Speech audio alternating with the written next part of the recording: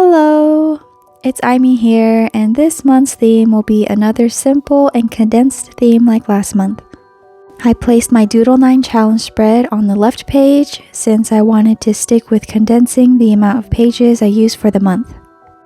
October is usually my favorite month for bujoing because I feel like it's the best time to freely create whatever theme I want. It's like a Halloween costume in a sense. It doesn't have to be super cute or aesthetically pleasing. I was planning on doing a different theme for this month, but I couldn't do it justice if my plan was to keep things simple again. Instead, I went for a more typical spooky theme. Usually, when I think of spooky Halloween themes, I think of haunted houses and jack-o'-lanterns. So why not combine the two together? I start off with lining my ghost doodle and adding some line weight variations around it.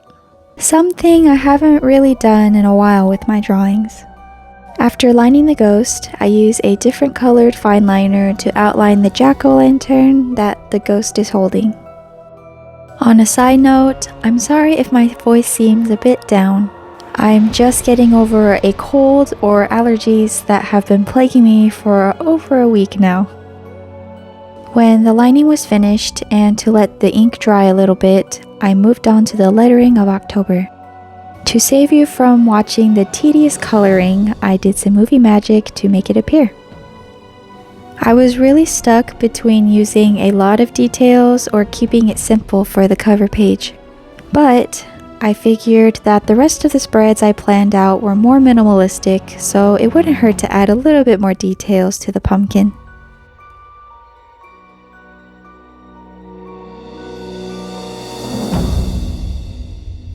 I colored the edges of each section of the pumpkin with a darker orange first.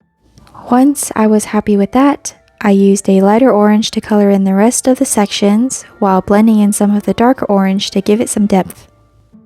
I never truly understood how much effort and time it took to carve pumpkins until I tried it out for myself.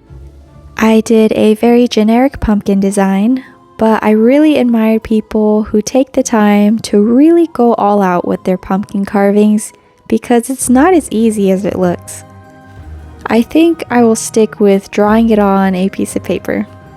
To finish this cover page off, I added some shading on the ghost to help it pop off of the page more.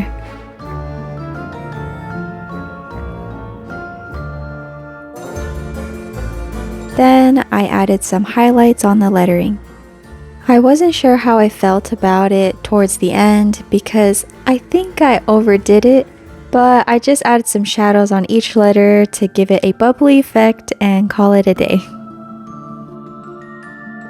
With the cover page completely finished, I move on to the calendar and tracker spread.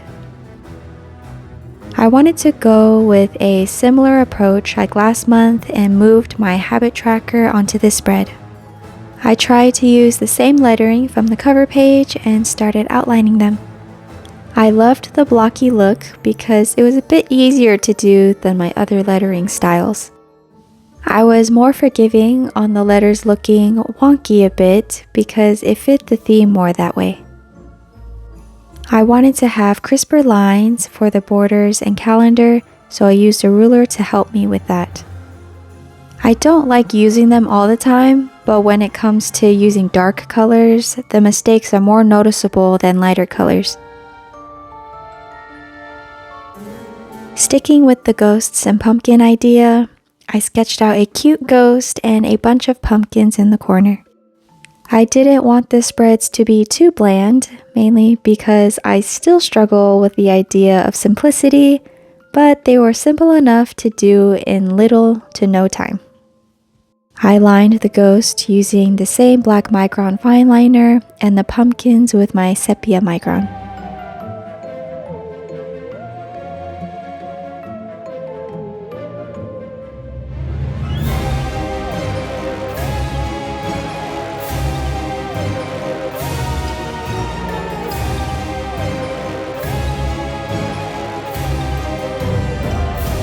Once the ink dried out a bit, I colored in the ghost slightly and the pumpkins. I love going to a pumpkin patch every year, especially the one where I'm from. It's one of my favorite seasonal places to go, and I love the different colors and how unique they all are.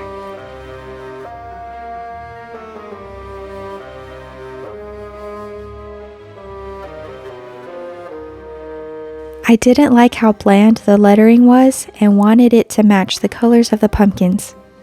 I carefully colored it in with my Tombows and flipped to the next page of my spreads.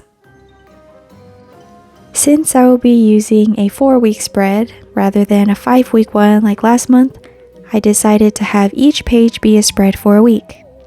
I still include my must-haves for my spreads, which is the menu and then some space to write out my thoughts and tasks for the day.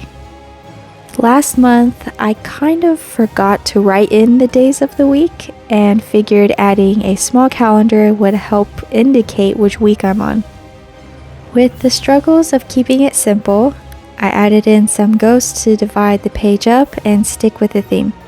After that, I used the ruler to section each day of the week and start filling in the lettering for the blacked out headers. I thought about filling in the days of the week with black, but to tie the colors back to the previous spreads, I used the same colors I used to color in the pumpkins. Then I wrote in the abbreviation of the days and made sure to not forget the actual dates too. To doubly make sure, I highlighted the correlating days in the small calendar as well. Another simple and quick spread to finish this year's October theme. I am enjoying making short and simple themes for the past couple of months. It has really allowed me to be able to catch up and focus my attention on the next month as well. I am missing the doodles a little bit, so expect next month to be a bit more doodle heavy. Thank you so much for watching. If you ever find any inspiration for your spreads, please make sure to tag me on Instagram so that I can support your work as well. I hope you have an amazing day. Bye for now.